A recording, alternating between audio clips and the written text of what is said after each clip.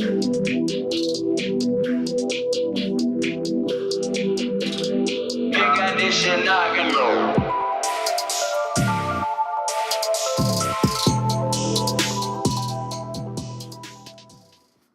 up, my people? Hey, man. If you are listening to this podcast, we're excited about that because that means we actually. That's true. That means we actually got somewhere with it. I just got back from Africa. Yeah, you got back Saturday? You were there for 7 days? No. We got back early Sunday morning, so I traveled, I think, 28 straight hours on a plane. Wait, no stops? We stopped, but we didn't get off the plane. We refueled, went up the east coast of Africa, around to Ireland, and then across. But no layover, so you didn't get to get out of the airplane? They refueled at stops. That's the worst. It was the worst, but I'm back, and you were somewhere. Yeah, I was in Detroit to visit our good friend Noel, and then I went to Ohio. You saw Noel? To see Kaylin. That's awesome. And then I'm here. Yeah, I thought you were with fam. No, I was just doing a friend trip. Dang, that's sweet. So I just got back a couple hours ago. I drove 9 hours and I didn't stop once. Dang, bro. I was wondering if you were tired. Didn't even want to do this, no, but we good, dude. To our listeners, this is September 18th, 8 p.m. We have just now started Media Interactive, and we're kind of practicing with the podcast equipment and trying to get the stars aligned for what we have coming in the future. So this is kind of our episode 0, and I figured this would be a good thing to have on file. It'll probably undoubtedly be released a little bit later after we've done some other stuff. But I thought it would be cool if you and I, Andrew, kind of spent some time talking about why we want to do this thing, this media interactive thing, and specifically like what we love about video games, and what our experience has been like, and then again like what we're excited about, kind of big picture. Yeah. So I don't know if you wanted to start or. Yeah, I don't remember who I was talking to, but I was talking about like growing up basically as like nerdy kids. Yeah. And how like video games were our community. And then I realized that I was trying to think about when you entered into that scene. Because you were like there at some point and you would like watch and play, but I didn't know I couldn't remember when you fully invested into video games. Yeah. No, my path is weird. So my exposure to... Because you started with Wii, right? Did you say? Oh, yeah. Well, even before that, I mean, growing up, I was homeschooled for the longest time. Yeah. I wasn't around or part of the friend group growing up. Yeah. So my only experience for the longest time was Nintendo. We had a Nintendo Entertainment System, an NES, circa 1985. I don't think I've ever seen one of those. No, yeah, you certainly don't need to. I was exclusively a Nintendo household for the longest time. Just because that was what was available? That was what my family had. It was what my dad had. Yeah. And it was what they were cool with me playing. Okay. Gotcha. And so it wasn't until my uncle, Uncle Brad, love him to death, moved in with us when I was younger, and he had a PlayStation 2. Okay. And right around that same time... How old were you? Oh, man. Probably around 9 or 10. Okay. If I had to guess. Pre-pubescent Caleb. Oh, yeah. PlayStation 2. Oh, yeah. I didn't know anything about anything. PS2 was one of the first things I knew. But he had that PS2 in my basement the same time a family friend I did grow up with, Josh Crowley, he had a PlayStation 1. Yeah. And so my exposure was to that, and I knew nothing about Xbox at that point. And then obviously, once every household in America got a Wii, my household got a Wii. Of course. And it's so funny to even look back on that now as far as video games go, and how that was kind of more of a cross-media entertainment thing. Yeah. It was a little bit different. If that teaches us anything, it's that we can survive anything, because the hype on the Wii was pretty much out the roof, and then we realized that thing broke in 3 months. And it sold ridiculously. Yeah. Second highest selling to the PS2. Yeah. But my foundation and root in video games is strictly familial, I think about those moments I had with my brothers, with my dad, with Nintendo, him beating Super Mario Bros. 3 in like 7 minutes or something crazy. 7 minutes? Yeah, he knows the whistles and how to get to what, the whole thing. And then my uncle moving in, we would play the sports games and the racing games specifically. And then I remember the day I saw Spyro for the first time on Spyro. PlayStation 1 Okay. at my friend's house. That's a good first sight. Oh, yeah. And so that sparked the interest in me, but it wasn't until I got my independence into high school and started meeting you guys and hanging out with you guys. I mean, you guys were my Xbox link. I was able to experience some of that through you guys. So you went straight to the one. You didn't 360 it. No. So that whole generation was through my uncle's system and through y'all. Okay. I had no 360. I had no PS2 to myself. We had a Wii U in the house, and then moving to school. I mean, I moved into college, and the first thing I did was went to my college mailbox, and I pre-ordered an Xbox through Amazon. Oh, wow. And, so you hadn't even moved. Okay. And I got to the point where I was fascinated in the industry before I even partook. You know?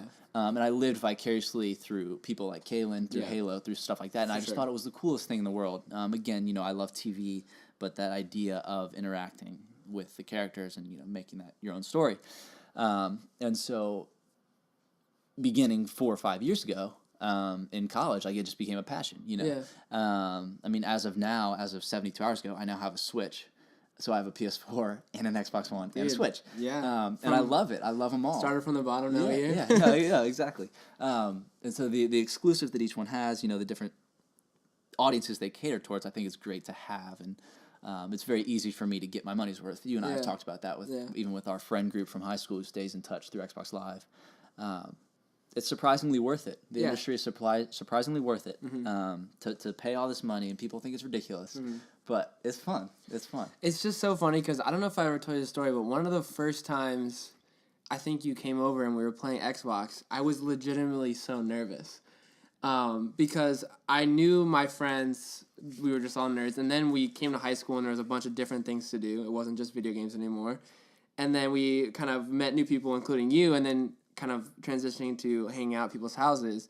I was like, dude, if he finds out we play video games like nerds, like, he's never going to want to hang out with us. And I was legitimately worried. I remember sitting in the basement. I don't know if it was 360 or 1, but I was playing something, and I was trying to make it seem cool. I was like, yeah, we can do this. And then I think at one point someone laughed, and I was like, oh, this is it, dude. No one's going to ever want to hang out with me. Like, I'm just going to be on Xbox forever. And so it's so funny to think that now you're the one coming over and saying, dude, we should start a podcast, talk about video games. Because, like, I remember being like, shoot, he's never going to want to hang out with me if I play video games. No. But that's cool. I didn't actually know that you were a Nintendo family. Yeah, no, for sure. I mean, what was your exposure like? I mean, were you always, I mean, I know you were Xbox by the time I was on the scene with you. What was your upbringing? I remember, like, one of my first memories is watching my older cousins play Halo on the original Xbox and reaching for a controller. I mean, like, heading into my first appearance into the Halo world, and my mom, I'm pretty sure, like, hit my hand. She's like, you're not playing this, rated M, there's blood, there's guns. Right. And so for the longest time, I just watched. And I just watched countless hours of Halo. Yeah. And at this point, I don't know how old I am, but my older cousins are a lot older than I am. And so this was their, almost like them in high school. So this was like their peak of playing video games nonstop. So they were amazing at it. And then it's just so funny because now I'm in the peak and they're kind of older and they've kind of outgrew it. And I always, like, want to try to be like, I'm better than you. And they're like, nah, back in the day would have beat you. But I couldn't play it, dude. It, like, literally was the worst thing to always go over and see. Yeah. So that was, Halo was my first exposure to video games, I'm pretty sure. Yeah. And then from then on, our family was completely Microsoft. Okay. It was just, I didn't even think I knew what a PlayStation was. And it wasn't even, like, the beef between Microsoft and Sony. It was just, like, all I ever knew was Xbox. Right. And then at some point I bought an Xbox, but I remember I remember playing the Xbox, but I think the biggest point for me was 360 when I could start playing online. Sure. Like the transition. I remember the first game I got was Halo 3. And it was the first, like, M game I got. It was the first online game, and it was just like a eye opener. Because before I was playing original Xbox, and it was games like Star Wars Republic Commando, which were like cool in my head, but like you could never experience it with someone else. Like, it was just, you'd have to get, like, 4 people, and you couldn't, like, communicate with anyone, and I never had, like, online capabilities or anything. Yeah. And just, like, silly games. I was looking through the list of games I played, and I was like, what are these games? I don't know. Like, people played, like, Zelda growing up. I played this game called Vex. I don't know if you've ever heard of it. I've heard of it. Yeah. It is so weird. It's, like, dark Zelda. It's like if they took Zelda and were like, we're gonna make them messed up. So do you think it was a response to Zelda? Or it seemed like those kind of games. It just seemed like run around the world and find things and kill these bosses. It just reminds me a lot of Zelda. Yeah. And so these games that like almost didn't hit the light because I was just alone playing it. And then 360 came out, and then you just saw a wave of like connect with these millions of people online, and then Call of Duty 4, Modern Warfare 2, and that was the peak for me. That was like, okay, now I'm playing with people, I know people. These games are not just like going through the shelf that I'm playing through; they're actually being talked about. Yeah. And then Xbox One, I mean, then now it's like. Right. It's like you're saying, like like for me it was never an industry thing. Right. I saw movies like that. I saw other things like that, but I never saw video games like that. It was just like I had to convince people and my parents to buy me a video game. Now it's like everyone knows that video game is like a powerhouse in the world. Yeah. Like everyone has a console. Everyone's looking for games. Yeah. But I just remember it never being like that. I think the transition really for me was really the 360. Was like the years leading up to the Xbox One, right before the Xbox One came out, was I just realized people were taking it, and maybe that community was out there, just weren't like as vocal or maybe in the light, but it just became so much more apparent that like this was taking over the world. Right. And then here I am. I mean, I'm just chilling with Xbox One. I got a Wii at some point because everyone, like you said, like everyone you didn't want to not have one, and I played probably just Wii bowling. Oh, that's all you needed to do. That's all you needed. I mean, that console. And I use that word lightly. Yeah. Shipped with the greatest game of Wii Sports and arcade and family style stuff. And now that's a fragment of the Nintendo Switch, but it's arguably still the most loved. But yeah, I think it's so funny that I think your experience in video games kind of was very much from your heart. Mine is just from my mind. I don't know. And if you're listening to this, you're at a point where you know that Caleb has a mind for all sorts of random crap, and Andrew has a heart for some stuff as well. But I think you brought up a good point about the community aspect of it that emerged that I would argue wasn't there if you weren't split screening. You know, you had those games you played with your friends. You had the rated M games. M for mom. Please don't find out about this game, right? Like I'm down here with my friends and this is the experience. But say what you will about how many consoles Microsoft has pushed. Say what you will about how far behind the Xbox is. I am thankful that Microsoft and their expertise in software were the first to pursue online play. PlayStation Network was a response to Xbox Live and what happened with that whole thing. And I was drawn to that idea of when I saw my friends play video games, I didn't leave my friend's house after playing Halo thinking, I want that box in my basement. Yeah. I want to play that game. Right. I left thinking, tomorrow at school, I want to be the one that's able to always talk about it. Yeah.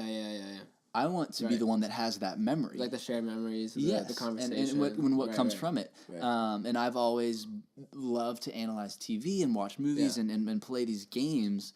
That has been a way to create memories. I mean, now we're in this Xbox Record That era. Yeah, and that's one of my favorite features because I can, Tommy and I can record these things and just laugh and talk about it forever. Yeah. And our friend group specifically. Yeah.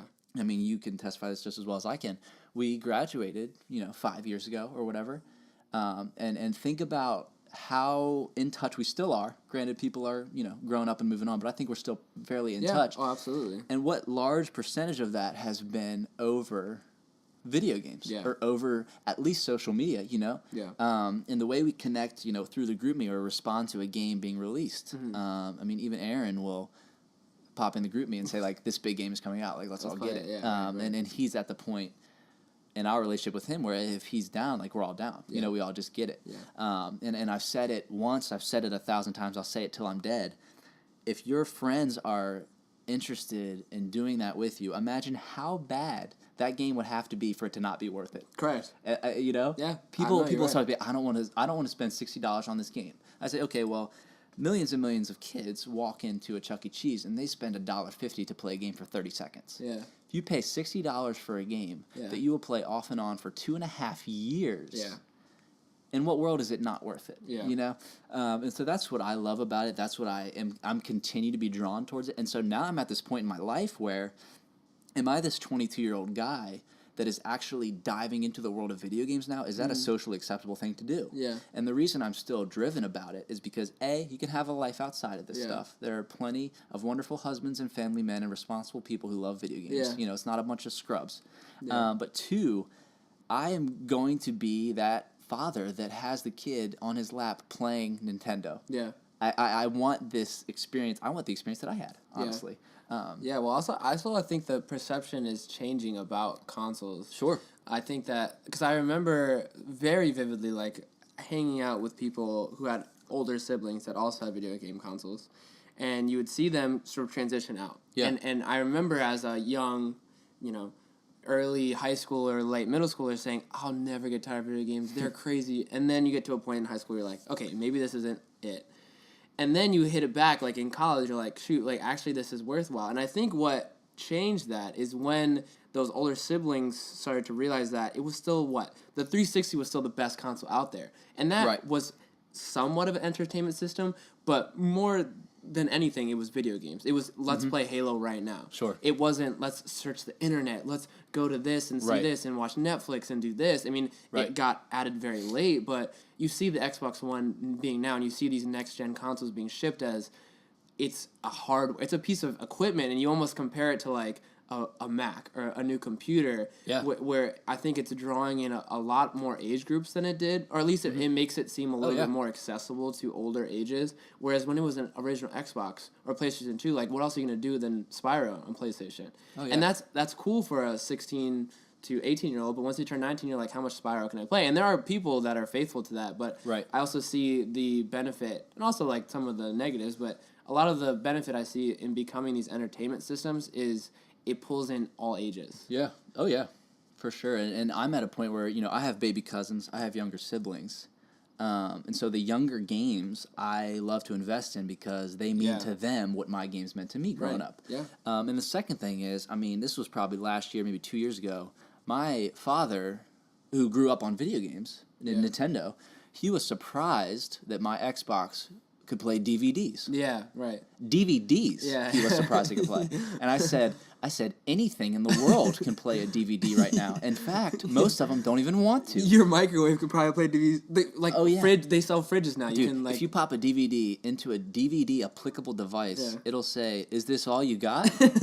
Because I said, Where's the rest? And so I take a breath of patience and I say, "Dad, it's a Blu-ray player. This thing plays Blu-ray." And so people, and there are families now that will say, "Oh yeah, like we have an Xbox, we use it for Netflix. We use it for this," which is great. And again, and that was their marketing, the one system for all of it. And if you're listening to this, I've probably gone on a rant about the marketing and launch of the Xbox One, and the industry and the trends and all that stuff. But there's some good there in what they were going for because families are using that function, and it's at a point now where again it all happens without moving, without resetting anything. I can see if a friend is playing Netflix. I can pull out my phone and text him and say, "Hey, after that episode, do you want to switch over to this game?" Yeah, right. And within 2 minutes, we're in a party together. Yeah. And we're playing Rocket League. Yeah. After an episode of Office. Yeah. That's Exactly. Easy transition. And just this was maybe a month ago or so. I had 10 people playing Xbox together.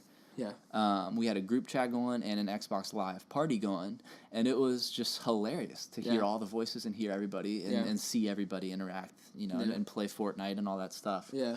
I think it's great, and that's what I'm excited about as we continue to do this. We're hopefully at this point doing this on a weekly basis and talking about these games and these launches. There's so much there. Yeah. And there's going to be a lot more to it. Yeah. And so, I don't know. I think excited. My question to you is, like, I think when it's really exciting to get into something new, and I find that you get the initial rush of, like, something new I get to explore when I find a new genre of music or, like, a new website that features something. Yeah. But then I'm always hit with this, like, idea that I've, like, missed out my whole life and there's so much I need to catch up on. And as someone that has grown up with video games, I always think, because, like, I also think, like, in the peak of my playing Xbox, the lobbies were filled with teenagers yelling racist slurs and, like, calling everyone gay. And, and you didn't think twice about it, but now I'm like, dude, that's so toxic probably for new players. I'm just wondering, like, in your, like, switching from Nintendo to, like, a big console, did you find any, like, tension between like, shoot, I just don't know and I can't keep up, or was it pretty like, was the community pretty open to be like, oh, welcome, like, join the Xbox or PlayStation family? Yeah, that's a good question. Because I'm nervous to get a PlayStation, because I think also it's just like a lot of my cousins have exited the Microsoft. They're willing to pick a Sony console if it's better. But for me, there's a little bit of intimidation. Like, I don't know these games. I'm so used to this controller. Yeah. Will they like let me in? Sure.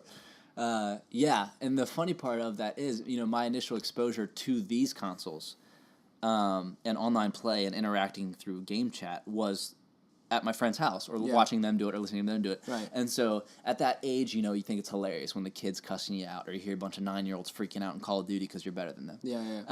But I thought it was funny.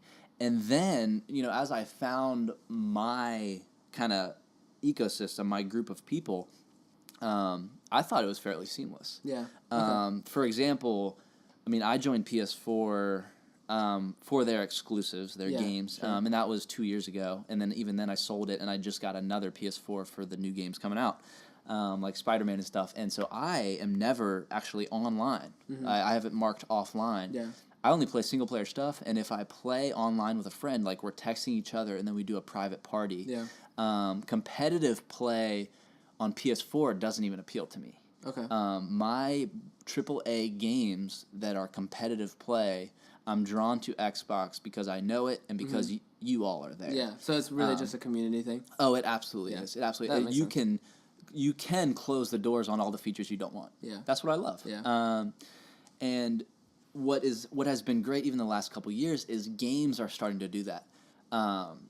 Destiny is one of the most amazing communities I have ever seen. Yeah, sure. Everyone in there has been very welcoming, very fun. Sure. And again, you can search and filter different groups of people. You tend to avoid those problems because when that it was quantity over quality there for a while as far as who you could talk to. Yeah. All they wanted to do was open up, P2P, peer-to-peer voice connections through your Wi-Fi. Yeah.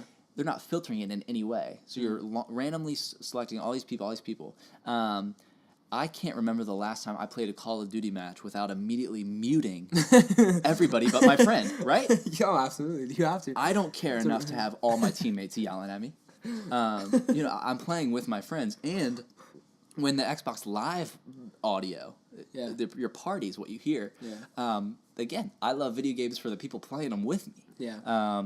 And if I want the audio, want the scope, want the game, it might be PS4 where it's single player. I have the lights down, my headphones in, and I'm immersed in the world. Yeah. But I rarely run into a problem where I feel rejected or I feel behind. Yeah. And that's cool, and that's great. I have a PS4 for the single-player exclusives. I have Nintendo for my family and co-op. And I have my Xbox for everything else under the sun, for you guys.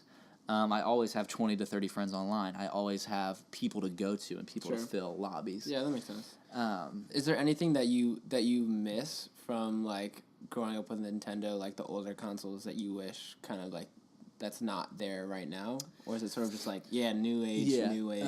I would say that there, and this is obvious, we can talk all we want about community and about socialization through video games. Yeah. But that is not the real thing, you know? And I do miss those moments of people around a couch watching somebody play a game. Yeah, absolutely. The last time we did that here, we were playing Outlast, and we would be freaking out when one person has a controller, but it's more fun to watch than it is to play. Oh, absolutely. And even with the Switch, so September 18th, tonight, they're launching Nintendo Switch Online. Every old-school NES game, Nintendo Entertainment System game, you can co-op it in single-player mode, meaning you can walk through, and the second player, you're going to have to kind of picture this, the second player controls a cursor on the screen and can literally lead player one through the worlds. So let's say I'm playing this game, or my younger sister Hallie is playing this game, first player, Mario, for the first time in her life. Sure. My dad can be the second player co-op, and he can say, hit this box, go down this tunnel. Yeah. And they are socializing on the couch. You know what I mean? Yeah. And that is where I love Nintendo, because they are behind in all things streamlined. Yeah. They are lightweight and goofy in all things new, but it's just simple fun, you know? Yeah. And so I don't know. Where do you stand on that? Yeah, I think that I'm exactly where you are. Okay. And I see Xbox One trying to do that with games like A Way Out, where it requires, couch play, but it's just not the same. Like, I remember like LAN parties where it would be one TV over there, one TV over here, and you'd have to hook the consoles together. Yeah. And there was just something special about 8 people in a room and trying to figure out where we're going to put this TV, we're going to put this Xbox, to just dish it out on Halo. Yeah. And then now I love that I can, wherever you are, going to school at different cities, it was nice to be able to log on and say, hey, how's your day? And just realizing, like, I'm in Charlottesville, you're in Harrisonburg. And that's a cool privilege that we get to say, like, I know what he's doing today on a Monday and Tuesday. Right. But there's also something special about coming home from a break and not seeing guys for, like, 3 months. And then just plugging in a 360 and having to do that. Yeah. Having to make space for, like, okay, guys, we need to meet on this Friday night because there's this awesome new 360 game. Yeah. And we have to see this. Yeah. Whereas now it's like, yeah, I'll buy it. Like, let's play it together. I'll get in a party. We'll talk through it. And it's like, you lose some of that. And you meet a lot more people, but you lose some of the people that you had to, like, make an hour and a half on a Friday night for. Yeah.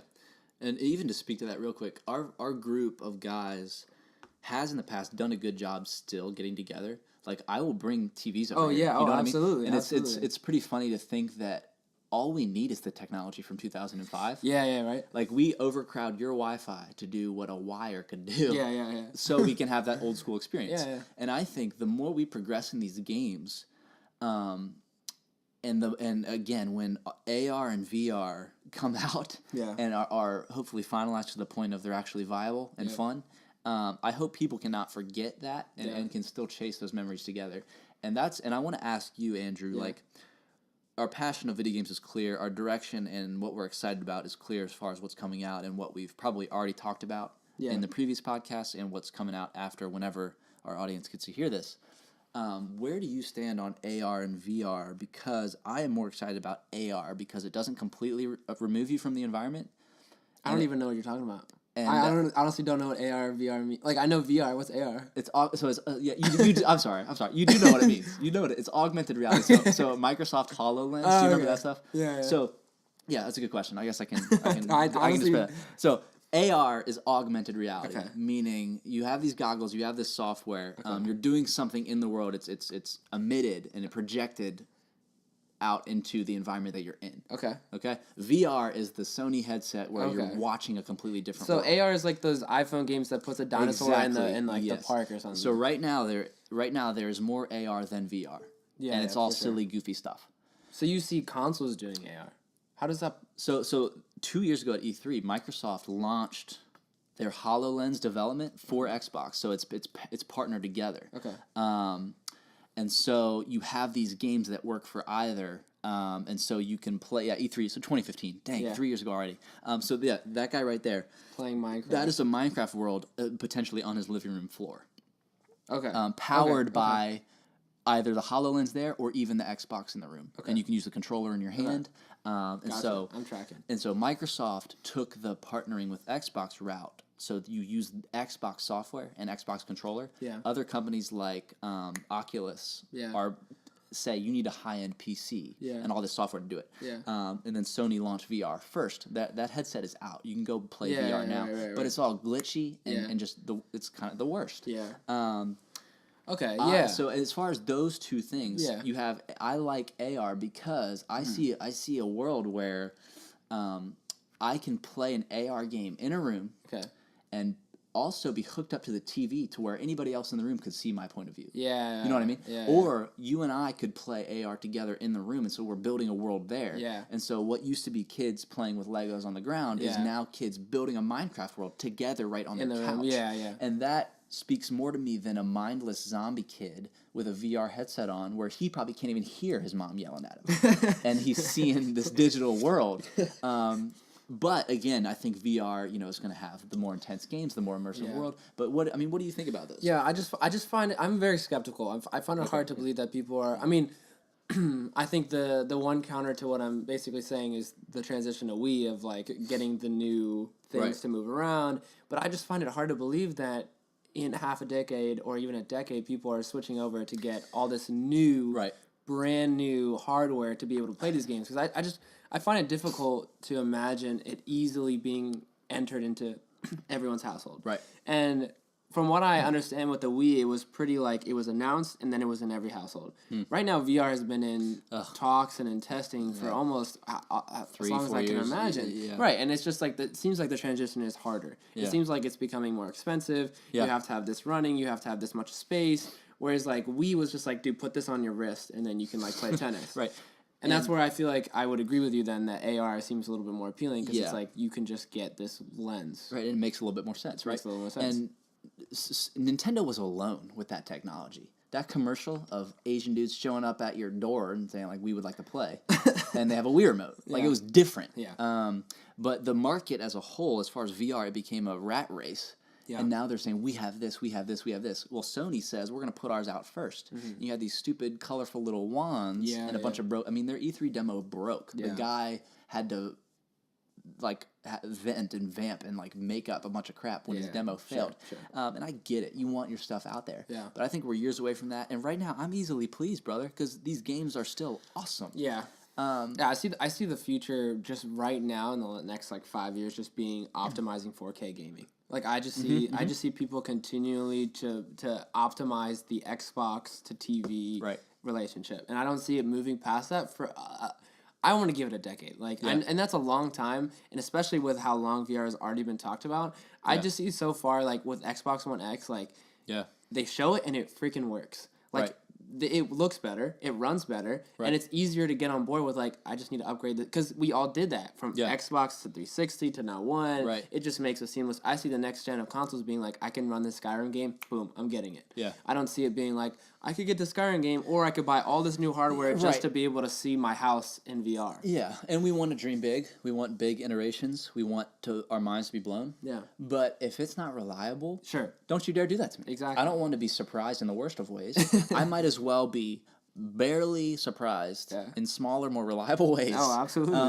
And you know, if load times are still an issue, get rid of them. Yeah. If memory is still an issue, get rid of Exactly. it. If companies are still struggling with the fact that we hate paying for DLC, take care of it. Yeah. Take care of the situation. Yeah. Because we are content with what is out there now, and we want more of it, and so it needs to progress at the same pace, I would argue, across different areas of media and technology.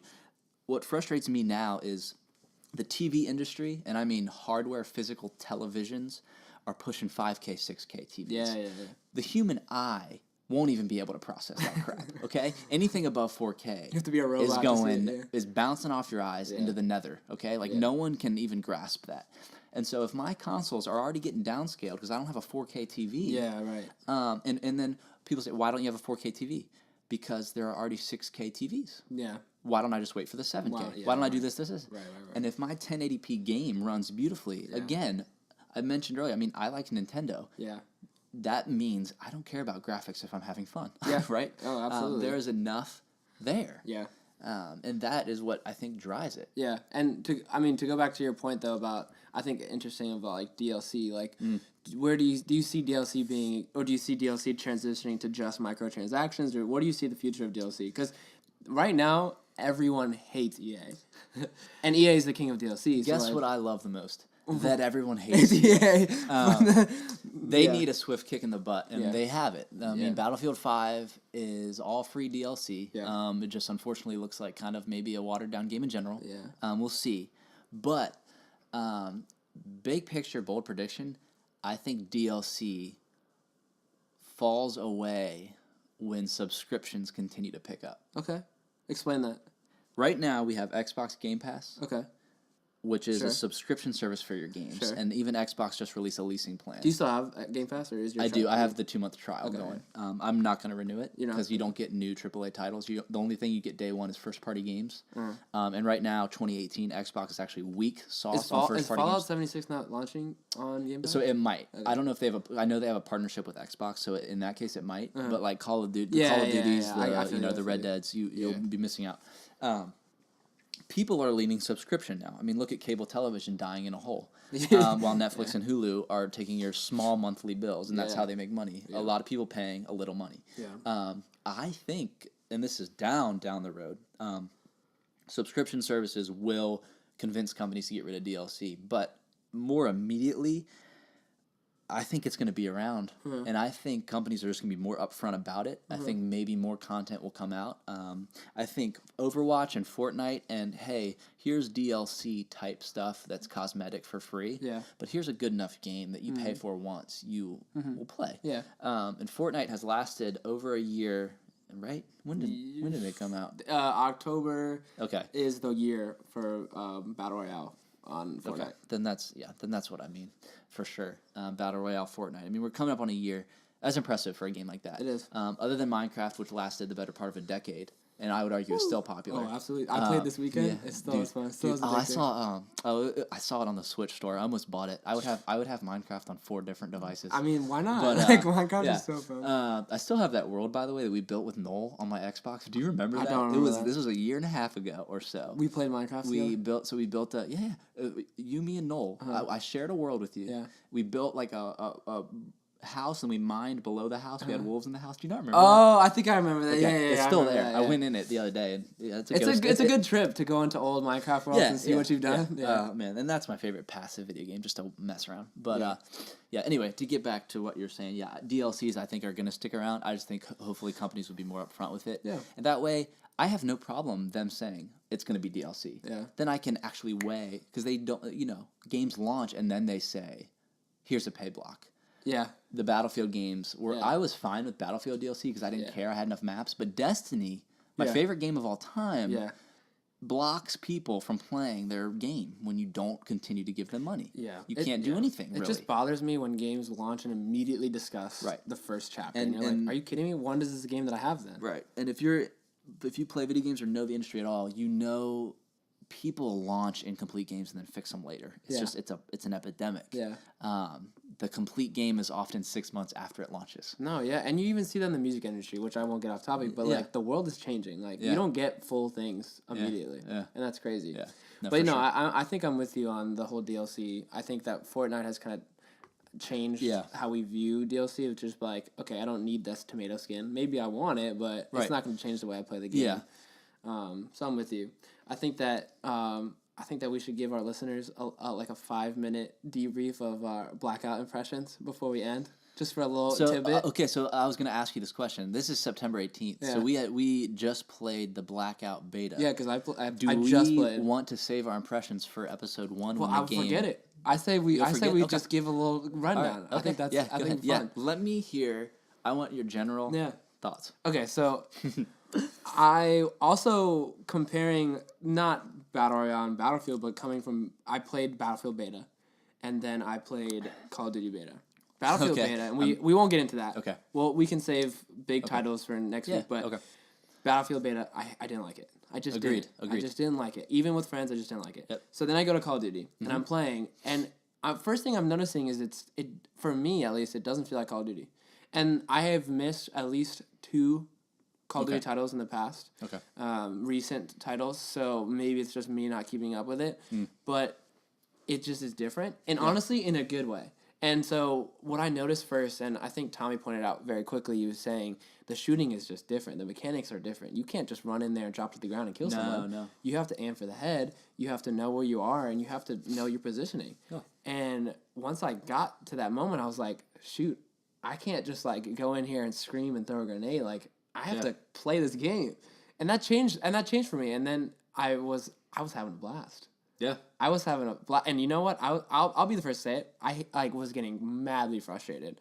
Honestly, more frustrated than I did with what? With Blackout, just dying so often. Yeah. Okay. Because I was so mad that I couldn't just be as good as I was. But I mean, that's fine. Like I'll take that. Right. But it was almost a better frustration than dying every 30 seconds to a noob tube. Right. In any Call of Duty game. And then the spawn rotations in the crap. Yeah. But so quick impression. Yeah. I enjoyed it. I think I enjoyed it enough to say I'm interested playing single player, but when I played with you and Tommy, and I played a couple matches with Tommy, playing with friends, it was just like, it was amazing. And I hope we get a couple people on board with it because I'm right there with you. I loved it. I thought it was seamless. I've been a PUBG advocate for a year now. Yeah. And that game is still broken. Yeah. It's still launched, and it's broken. Yeah. But I'm still thankful for PUBG. I still love it, but I can't play it anymore because of Blackout. Yeah. my favorite part of what Black Ops 4 is doing is the map design. Yeah.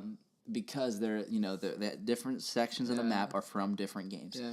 But not identical. No, it felt new. I mean, when we went to a firing range, I said... I don't know this. I said to myself, this is not firing range. Correct. But if I didn't already know that's what they were going for, when we spawned here, I would have said, this reminds me of firing range. And that is the appropriate level of nostalgia. Yeah. Because now it's its own identity, right? It's its own thing. Yeah.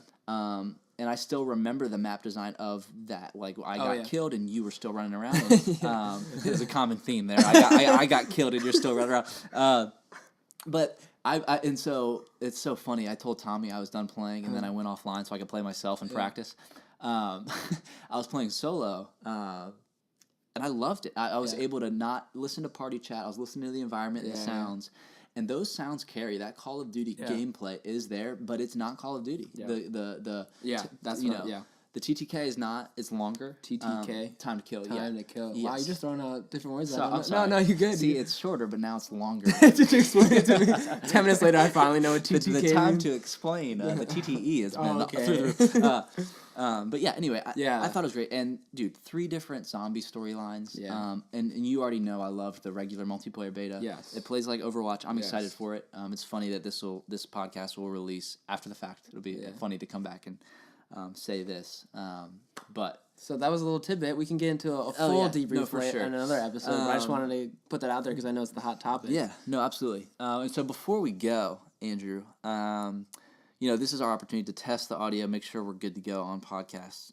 Either next week or the week after that, we'll figure it out. I want to launch, episode 1, go through video game news and then what we're excited for specifically, upcoming releases and whatnot. Yeah. And so at that point, to our listeners, there will be kind of a formula for our podcast. Right now, it's just kind of us testing it out, giving you guys an opportunity to learn a little bit more about us. But in reference of this being the Caleb and Andrew of the past, what would you like to see from us launching this? What would you like to see from Media Interactive? Or what would you love to see us implement or eventually do, if anything?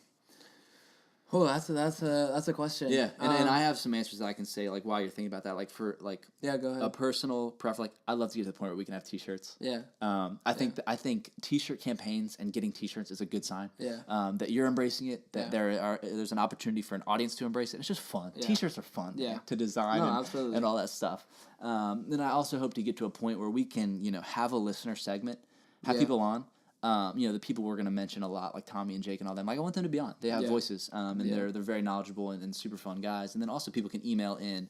And right now we don't have those specific outlets and social medias yet. We will, as you guys hopefully have heard episode 1 in its completion. But yeah, I don't know. What would you like to see? I think for me, I like video a lot, so I want to see video working. Yeah. I think that'd be really fun. I really like editing video and seeing that come together would be fun. But I think as far as like a goal goes, I'm the type of person that we kind of talked about it like, you being thinking and I'm like a heart kind of guy. Yeah. I think that's kind of how I view video games. There's a lot of just like sentiment and feeling, and I find myself like really enjoying people talk about things that I like. Yeah. But if I'm not super educated or intelligent, I find myself falling off because I just feel like this is for a group of people that like knows more than I do, and I don't.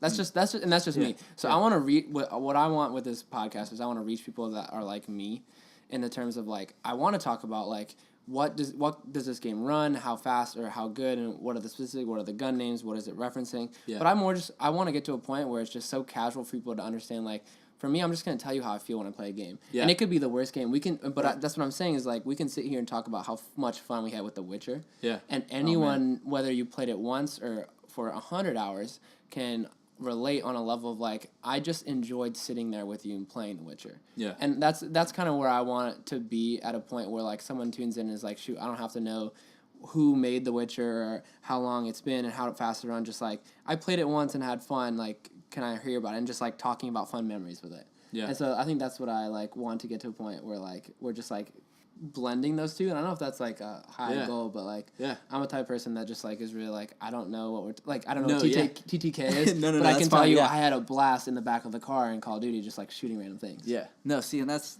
so great. I'm so glad you said that because I'm like thrilled that you were willing to do this with me. Yeah. And speak to that. I mean, the podcasts I listen to and the personalities I enjoy are when I identify with one of them, not all of them. Yeah. I was talking to a friend of mine, actually in Africa. He's a fellow gamer. Yeah. I said my favorite podcasts are when I agree with what they're talking about 85% of the time. Okay. So I can identify with it and I can understand what's going on. But then the other 15% like you're is learning something. or getting Absolutely. a different perspective. Yeah, And so absolutely. that's why I'm excited for this banter. For you to see something a certain way. Yeah. And then for me to go on some sort of stupid business tangent. And just have our moments. And So I can learn about other TTK kind of words. Yeah. And I'll just keep all a that, list of all things I that don't know. stupid crap that can't go on a resume. But there's another good thing is like you met someone in Africa that you can talk about games. Like give it another And that's the big thing. selling I want to point. plug this real quick before I forget. I bought my Nintendo Switch right when I got back from Africa. Literally, 28 hours on a plane, didn't sleep, went straight to GameStop. The reason is You're a madman. halfway around the world, in Africa, this man pulls out his Nintendo Switch, kicks the kickstand out on a rock in the middle of an African village, and we play Mario Kart for an hour and a half There you together. go. And that's the marketing for Nintendo Switch right there. And I realized how special video games are. Boom. And now, before anybody comes at me, I was still focused on the trip. I was focused on the people. I had fun there outside of video games. Let's switch. But I traveled all the way around to Africa, and then this guy pulls a super portable, fun Nintendo Switch out, and we're playing it in the middle of nowhere. Well, and it was awesome. And it motivated perfect- me to come back and to do this and continue to have those memories. Like, I will remember that. What a better way Forever. to wrap this episode up. Yeah, no, absolutely, man. Dude, that's awesome. I don't know when this podcast is going to be launched. Episode 0. Maybe we launch it before everying else. Maybe a year from now. Maybe it's like a never. Founders, Yeah, or we yeah. just. I'd love to definitely keep it on record, and then we'll edit it and stuff as well. But Thanks for listening, Andrew and Caleb, when you're listening back to this. And then eventually, Mom, if you're listening to this, thank you. Thank you, Mom, for all your support and all that stuff. I'm sure you didn't make it this far. I'm sure you listened to the first 2 minutes and said it was great. Yeah, all right. Post a But Facebook comment. cool. All right, my people. Peace. Keep it real. Keep gaming.